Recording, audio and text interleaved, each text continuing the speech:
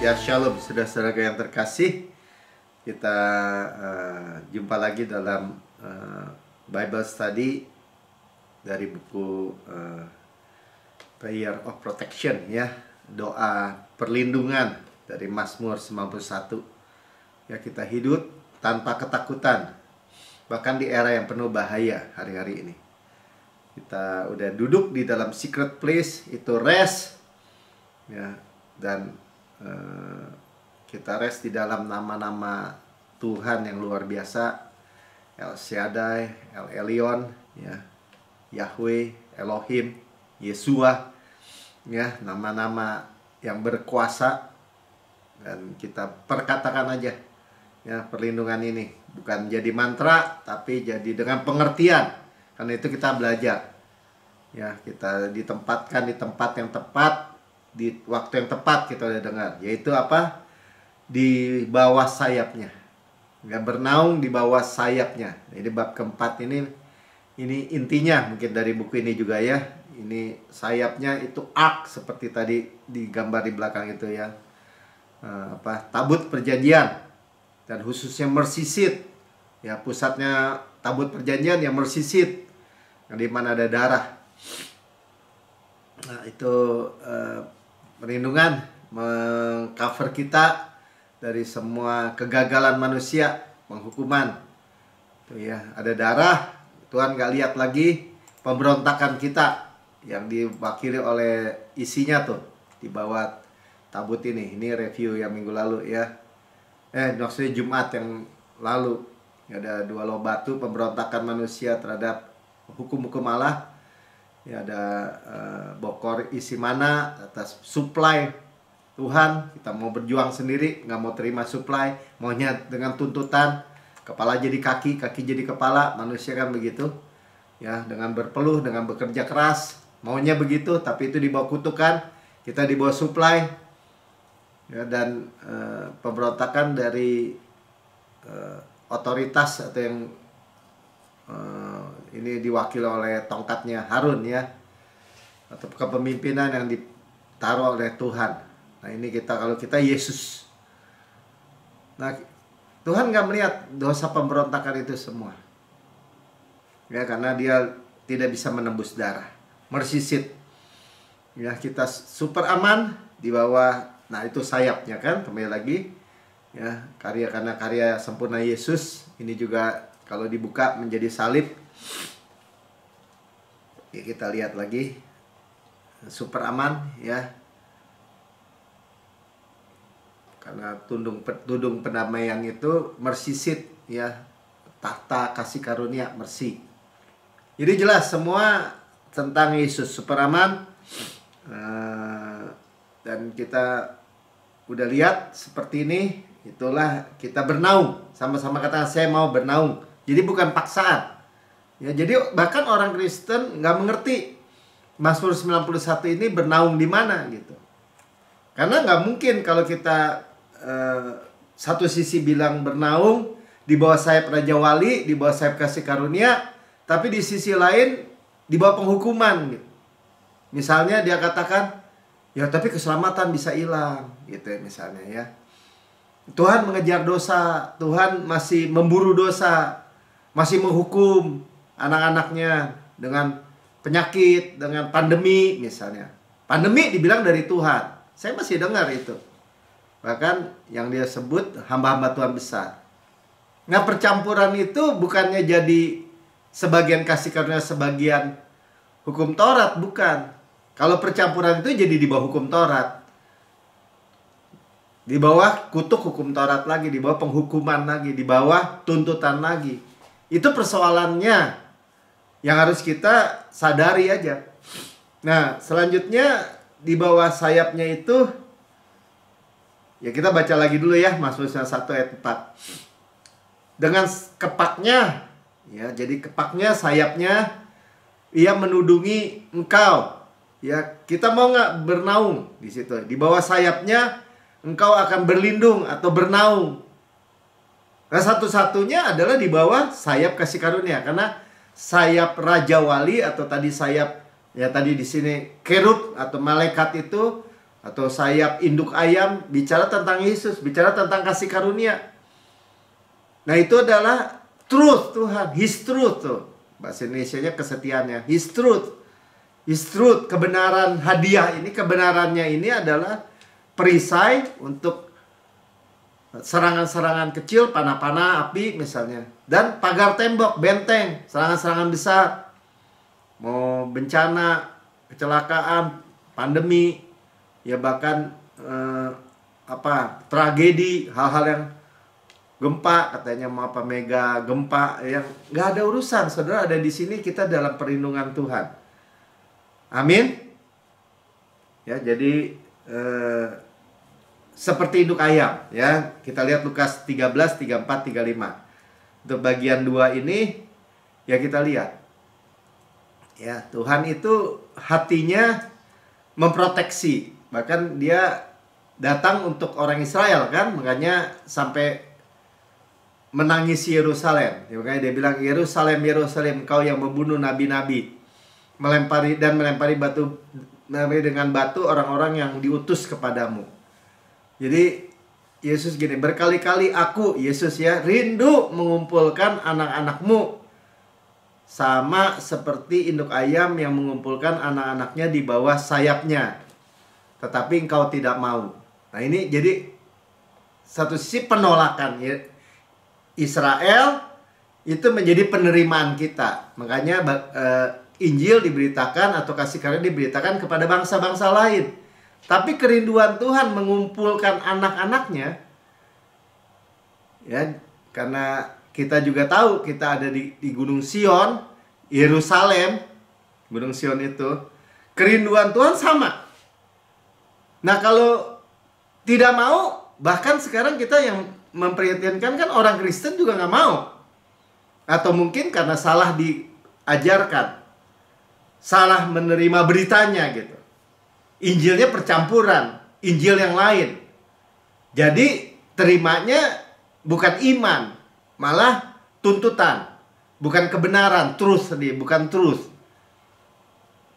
Kalau udah percampuran pasti di bawah kutuk hukum Taurat lagi. Karena kalau kasih karunia kan cuma-cuma.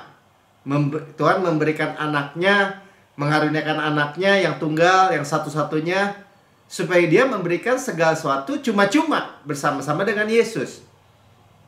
Kalau menolak cuma-cuma artinya bayar. Nggak bayar semua, Pak, nyicil sebagian. Ada bagian Tuhan, ada bagian kita. Namanya bayar. Kalau bayar, ya di bawah situ, di bawah hukum Taurat. Dan itu Injil yang lain. Tuhan muak, Tuhan nggak suka. Ya, suam-suam disebutnya. Atau anggur baru ditaruh di dalam kantong tua. Rusak semua. Jadi pekerjaan karya Yesus itu dirusakkan sendiri oleh yang salah menerimanya, dicampur aduk. Ayat 35-nya, kayak dikatakan, sungguhnya rumahmu akan ditinggalkan menjadi sunyi. Makanya terjadi Holocaust tuh waktu zaman Israel. Tersebar ke 8 atau 4 penjuru angin. Ya, ke bangsa-bangsa lain. Aku berkata kepada engkau, tidak akan melihat aku lagi, hingga pada saat kamu berkata, diberkatilah dia yang datang dalam nama Tuhan. Kelak di akhir zaman. Tapi sekali lagi, penolakan Israel itu menjadi penerimaan kita bangsa-bangsa lain. Emang blessingnya di situ. Tapi kita nggak bisa sombong, karena Tuhan tetap setia akan menaruh Israel yang terdahulu menjadi terkemudian. Kita sudah jelas, semakin jelas.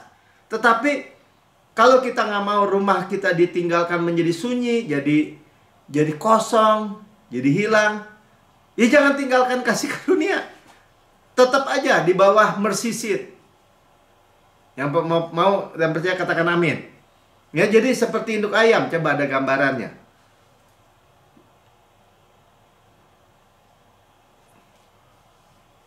Tuh ya, induk ayam menaruh anak-anak ayam di bawah ini. Ya, ada ilustrasi, biar ada gambarnya ya. Seorang petani ada punya gudangnya, dia pelihara ayam, terbakar. Ya, waktu terbakar dia nggak bisa mengatasi apinya sampai habis kebakar. Tapi waktu dia periksa, ada ayamnya mati. Tapi waktu dia buka itu induk ayam, di bawahnya ayamnya masih hidup. Nah, kita lihat ya, bahwa Bapa yang penuh kasih menaruh kita di pelukannya. Yesus adalah korban yang lebih besar daripada api penghukuman. Sudah selesai. Makanya waktu dia menyerahkan rohnya kan masih hidup kan. Artinya perlindungan Tuhan itu absolut mutlak, saudara. Saya mau bilang itu aja. Ya, jangan tidak mau. Karena yang terjadi ada di Lukas 19 ayat 43-44 nih. Ya.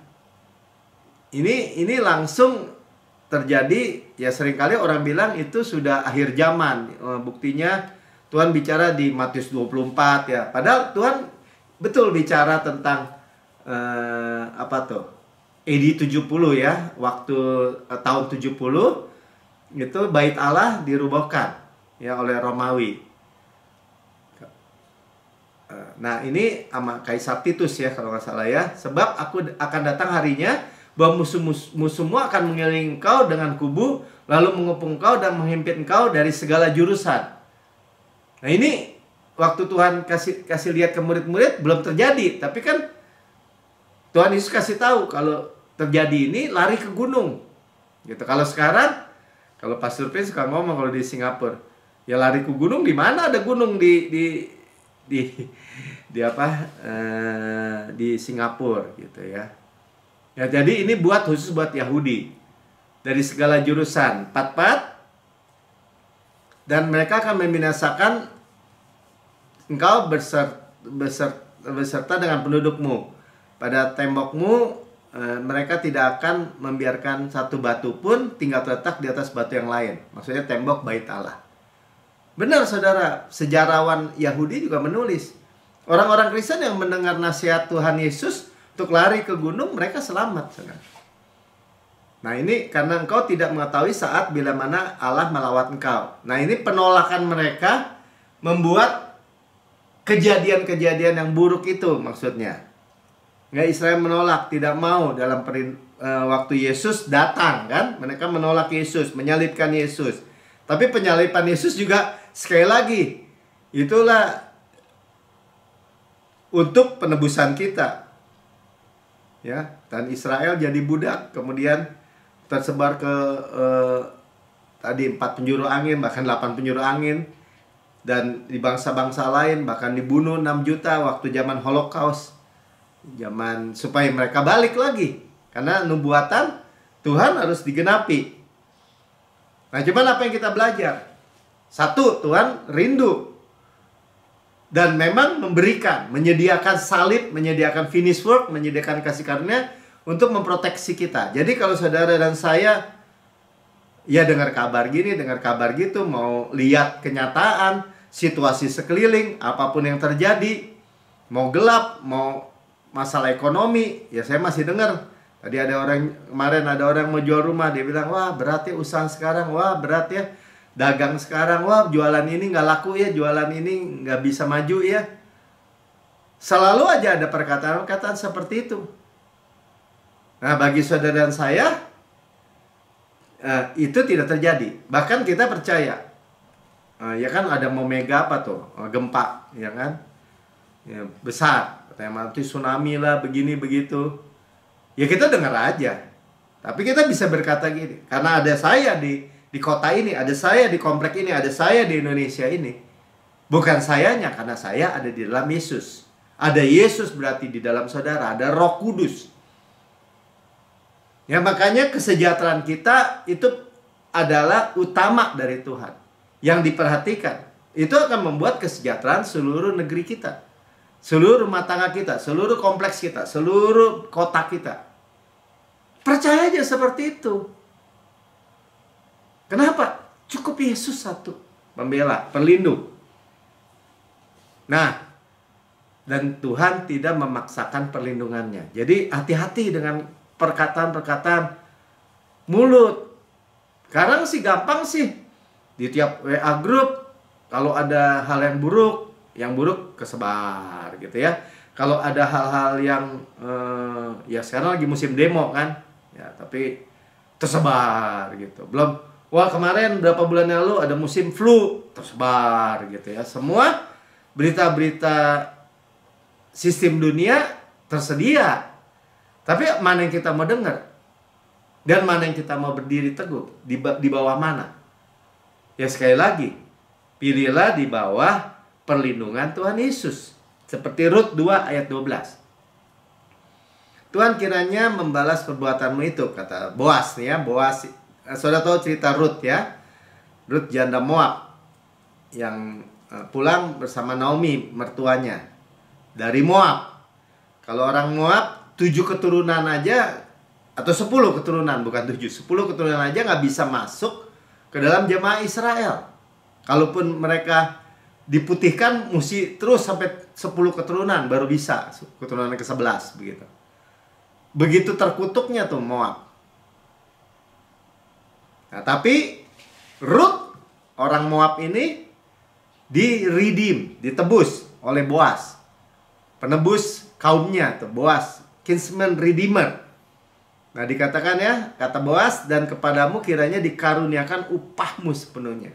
Kasih karunia, kita menerima upah kita sepenuhnya, artinya terima berkat Tuhan sepenuhnya, terima suplai Tuhan sepenuhnya, karya Yesus oleh Tuhan, Allah Israel. Yang di bawah sayapnya engkau datang berlindung. Sama-sama katakan, saya datang berlindung. Bukan dipaksa, saudara. Kita datang berlindung. Kita di bawah kepak sayapnya. Kita di dadanya Yesus. Kita berlindung bukan karena kita baik, kita benar. Karena Tuhan baik aja, udah gitu aja. Nah, kebenaran hadiah. Itulah keintiman, itulah datang. Ya kita tahu ya, Rut akhirnya melahirkan salah satu dari silsilah Tuhan Yesus ya, buyutnya Daud dari Rut, Boas. Saudara lihat ya, luar biasa. Karena itulah kasih karunia, itulah perumpamaan kasih karunia, termasuk ini Rut ya, salah satunya. Ya, Rahab, Rut, terus siapa lagi? Tamar. Itu kalau sudah lihat di Matius 1 sama Betseba, Maria, kok ada perempuan-perempuan yang masuk dalam silsilah Yesus, dan semuanya itu perumpamaan kasih karunia. Yang gak layak gitu. Betseba juga gak layak karena dia istrinya Uria yang diambil oleh Daud. Maria juga dianggap hamil di luar nikah, padahal dia yang paling gak bermasalah sebenarnya. Teman, kalau hamil di luar nikah ya dianggap bermasalah oleh dunia. Ya, apalagi Rahab, pelacur Rahab namanya juga. Tamar sama juga. Nah, saudara, itu sedikit kita singgung aja ya, bahwa ternyata bisa berlindung. Ya, bukan sekedar perlindungan, bahkan kedekatan. Jadi istri kan tuh, akhirnya jadi istrinya Boas tuh, Rut. Bukan hanya dilindungi. Jadi perlindungan ini, kedekatan ini nggak perlu ada metodenya. Wah, 7 langkah untuk mengatasi takut gitu, nggak ada, saudara. Datang aja. Jadi bukan karena ditakut-takutin, bukan juga. Amin. Kita mengasihi Tuhan karena Tuhan lebih dulu mengasihi kita. Ya, Bapa penuh kasih memeluk tadi, kayak seperti induk ayam yang menaungi anak-anaknya. Amin. Ya, kita akan baca praise report sebentar dari Victoria, dari California. Nah, ini yang dibagikan Victoria, saya mau bacakan ya. Beberapa waktu lalu saya sedang memutar kembali rekaman siaran web Anda, kata dia. Di akhir khotbah Anda berkata mendoakan perlindungan bagi kami. Saya bergegas menghentikan siaran tersebut dan memanggil putri saya yang berusia 17 tahun untuk datang dan menerima doa serta berkat tersebut bersama saya. Di dalam doa Anda mengatakan bahwa kami tidak akan meninggal saat kami sedang tertidur. Nah, ini tentang spesial ya. Kita nggak bisa mati waktu kita lagi tidur, karena kita tidur di dalam perlindungan Tuhan. Karena tidur itu adalah berkat buat kita. Ya, Tuhan memberkati orang yang dikasihnya pada waktu tidur, Mazmur 127. Sekalipun kami tak pernah takut akan hal tersebut, kami tetap menerima doa itu dengan senang hati. Keesokan harinya saat bangun pagi, saya merasa sangat kesakitan, sehingga saya berpikir tidak sanggup untuk masuk kerja. Ketika saya membangunkan putri saya untuk bersekolah, ia juga merasa tidak enak badan dan mengeluh gejala yang sama seperti saya. Merasa ada yang tidak beres, kami berdua mengunjungi IGD, unit gawat darurat ya, dan mendapati bahwa kami telah menghirup racun karbon monoksida yang berasal dari pemanas yang rusak. Heater dia rusak dan dia menghirup karbon CO ya, karbon monoksida. Ketika kami mendengar laporan tentang orang-orang yang terpapar karbon monoksida saat terlelap, biasanya tewas dalam tidur mereka. Kami percaya bahwa kami selamat berkat doa Anda naikkan atas kami yang telah kami terima. Tuhan mendengar dan menjawabnya. Dia membangunkan kami tepat waktu sehingga kami dapat selamat. Segala kemuliaan kami naikkan bagi Yesus. Saudara, saya juga satu keluarga pernah ngalamin, saudara. Jadi waktu tidur, ayah mati lampu. Zaman dulu kalau mati lampu kan pasang lilin. Lilinnya ditaruh di asbak. Asbaknya itu belinya di Tangkuban Perahu, saudara. Yang dari belerang, saudara. Bahan bakunya belerang, ditaruh di situ, lilinnya pak habis, belerangnya terbakar, dan belerangnya itu ternyata beratnya lebih berat BJ-nya daripada udara. Jadi dia naik dari bawah sampai ke level hidung napas kami. Itu bisa mati itu semua tuh semestinya. Pada batuk-batuk tapi tepat tertolong. Jadi saudara, hal-hal yang kita nggak bisa bayangkan gitu di sekeliling kita, tapi Tuhan memproteksi kita sempurna. Yang percaya katakan amin. Ya, terlindungi, terproteksi dari semua senjata musuh yang membunuh kita. Nggak dibilang tadi ya, kesetiaannya terus dia ialah perisai dari tameng kecil ya, perisai dari panah-panah api dan benteng pagar tembok. Jadi kebenaran ini kita benar-benar super aman. Sama-sama katakan super aman. Ya, terlindungi sempurna, terbungkus sempurna, super aman. Ya, dari segala keadaan di luar. Ya, dan perisai itu kalau bahasa Ibrani itu atar. Tapi kita lihat di Efesus 6 ayat 16 ya. Dalam segala keadaan pergunaannya perisai iman. Jadi perisai itu melingkupi semua, saudara. Dari kepala sampai kaki. Kayak perisainya Romawi itu yang gede gitu. Tapi juga belakang. Hebat ya. Sebab dengan perisai itu kamu dapat memadamkan semua panah api dari si jahat. Semua. Ya, super aman. Dari tuduhan, dari fitnah, dari dakwaan, dari kata-kata kutuk, dari kiriman-kiriman, santet, apapun juga, itu nggak berlaku. Kalau kita bilang, saya di dalam Yesus, selesai kan? Firman-Nya adalah kebenaran, truth. Ya saudara, saya nggak panjang lebarkan ya. Jadi kita udah tahu, di bawah sayap seperti ark itu, di bawah tudung mersisit, dan seperti induk ayam yang melindungi anak-anaknya. Induk ayam Raja Wali melindungi semua. Cover semua. Amin. Ya, saya bacakan lagi praise report. Jadi banyak kesaksian hari ini. Dari buku ini lagi. Dari bab yang ke-4 ini. Pembaca yang terkasih, saat Anda mendengarkan khotbah mengenai pekerjaan yang diselesaikan oleh Yesus, iman Anda akan terbangun. Pada saat itu pula perisai Anda sedang didirikan. Jadi perisai iman kan disebutnya, terima. Bahkan jikalau Anda berada di tempat yang salah pada waktu yang salah, Tuhan dapat melindungi Anda apabila perisainya, sisa imannya meliputi kita, dan kita berada di bawah bayang-bayang sayapnya, dekat. Nah, artinya apa? Kita mau tadi. Ya ini bukan soal kayak baju mau pasang klik klik klik klik klik, bukan. Ini kebenaran. Kebenaran kita, makanya dengar firman timbul iman dan kita perkatakan. Salah satu seorang jemaat kami sedang berkendara menuju gereja bersama-sama keluarganya di suatu hari Minggu pagi.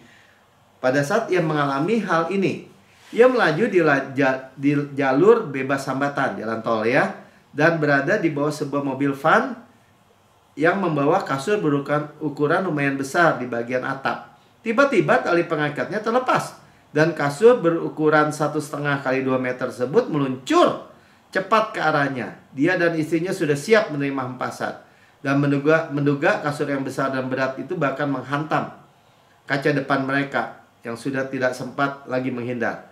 Ajaibnya, kasur itu menghantam jalan persis di depan mobil mereka dan terpental ke kanan mengenai mobil lain.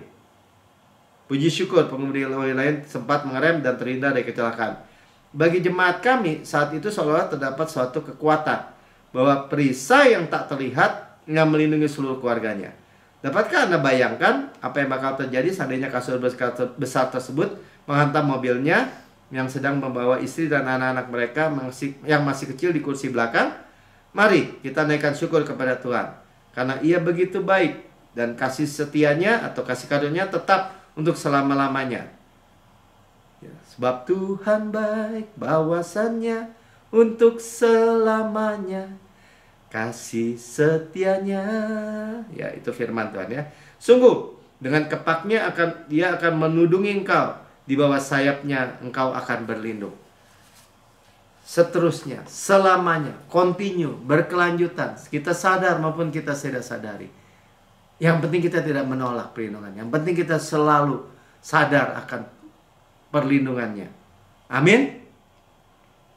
Ya, saudara yang mendengar di rekaman YouTube, saudara berkata, waduh, saya mendengar kabar baik ya tentang perlindungan Tuhan yang aman, begitu super aman.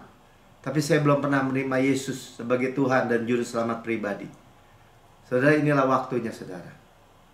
Ikuti saya berdoa. Terima Yesus. Katakan begini, Tuhan Yesus yang Maha Mulia, saya menerima Engkau sebagai Tuhan dan Juru Selamat pribadi saya.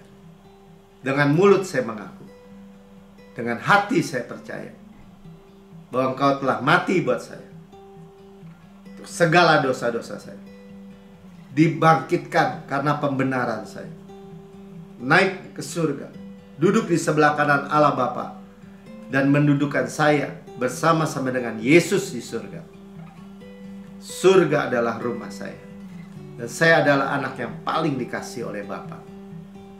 Saya adalah kebenaran Allah di dalam Kristus. Saya hidup di bawah tahta kasih karunia, di dalam perlindungan kepak sayap Tuhan, sayap Raja Wali, sayap kasih karunia yang super aman, continue, berkelanjutan selama-lamanya. Di dalam nama Tuhan Yesus, amin.